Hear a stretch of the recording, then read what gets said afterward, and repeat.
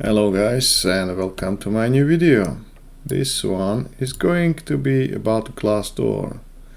So Glassdoor is a very important part of a job search, and it should be an integral part of your, and mine definitely, company vetting process.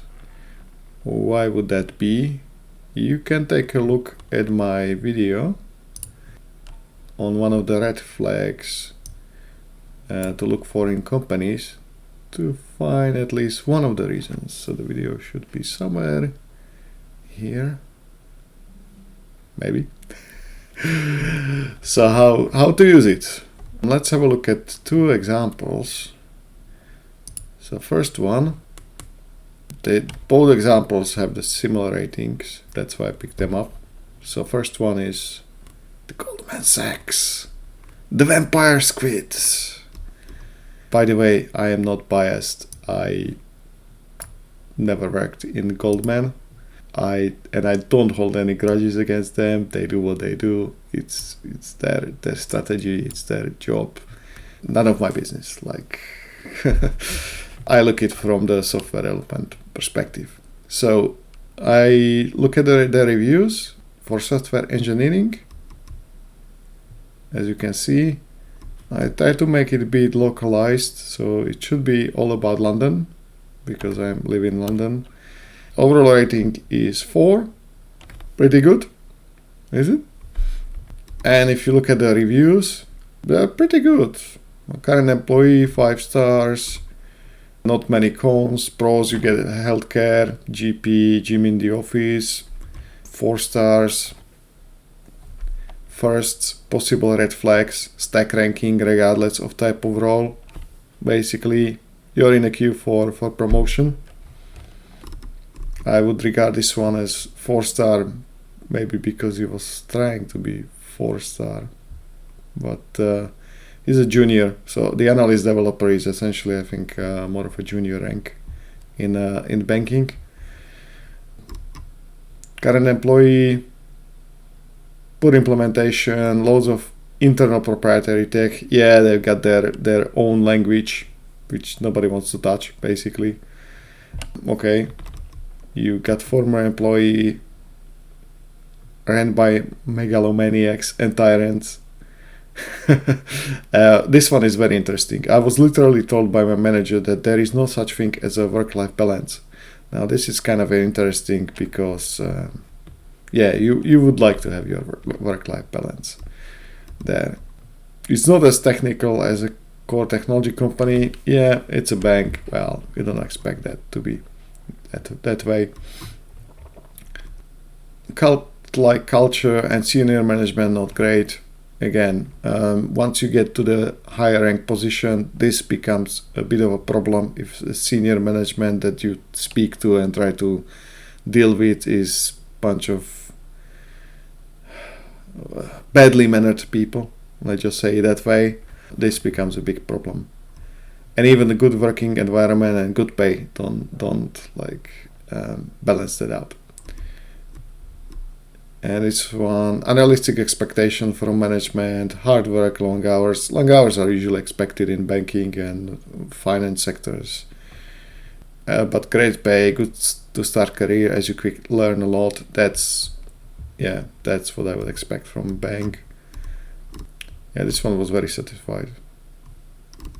Hierarchical, certain functions feel like second class to another. Culture is a bit aggressive and you can have long hours. So overall, people seem to like it, although some of these reviews, 5 stars, are a bit strange. I don't know. Well, 4 star? Is it 4 star? Okay, maybe. But that's why I go over the reviews, because even though they say 5 star here, it might actually not be proper 5 star. It's just some strangely written review, basically. So, would you go into such a company? For me, as a senior, I would say no. There are plenty of red flags, especially the senior management or the management. If they tell you work-life balance does not exist. It might be because that manager is a hard-working guy, but it might be a sign of bad management overall. So there are some red flags, which as a senior, I would probably say no. As a junior guy, there was this, there are cons, there are pros that you get here. And for like this guy, for example, he mentioned good start. Yeah, great pay, good start to career, as you can learn a lot quickly. So he was probably very happy. So as a junior, I would probably say yes. And then let me try to start the other one. Hopefully everything works okay.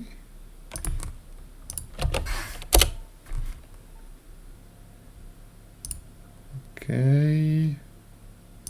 YouTube. Okay, here we go. So this is a company called Rocos Capital Management. This is a fairly small asset manager in London. As previously, no affiliations. I never work in there. I don't hold any grudges against them. The only way why I know about them is because I applied about 6 years ago to that position. I wasn't hired.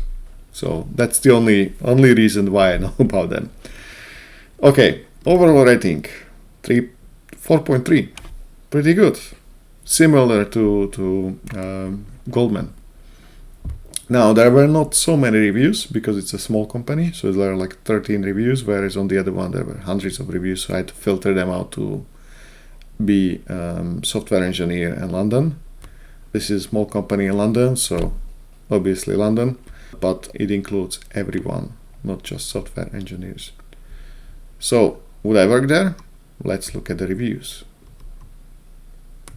5-star, nothing I can think of. They respect everyone. Opportunity to work with some of the best minds. This is analyst, so it's not software engineer. 1-star. Long hours and stifling tech stack. Very bright minds and professional. I don't know whether this was a tech guy. Maybe he was, because he knows about tech stack. People that aren't developers usually don't know about tech stacks. So he was probably not happy with long hours, etc. This is sort of expected, as I mentioned, at banks. This is also expected from the asset managers. If you need to do your job, you will do it long. They will pay you well, but you will work long hours. Analysts, again, loads of smart people, stressful, and technology could be better. Loads of spreadsheets. You know what that means. Loads of migration work later on. This is portfolio manager. I would skip that one. This is like a senior, almost manager. Loads of jargon there. Okay, support role, long working hours. Buy-side applicants, beware. Non-buy-side applicants, essentially non-asset manager applicants. So if you're coming from bank, beware. Huge focus on tax system quant. The other people said it's old stack, so who knows? This is HR. Skip that.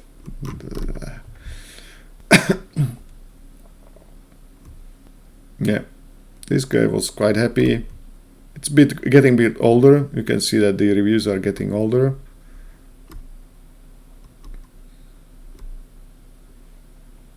Can be intense but rewarding. Again, loads of work. So it's a bit stressful, long working hours. That's what usually we would expect from asset manager.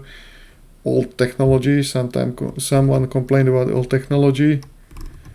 So would you go there? I would say I would go there as a senior guy. When you hear like old tech, that means migrations. It means opportunity to get to the latest tech and basically learn loads about the business as well.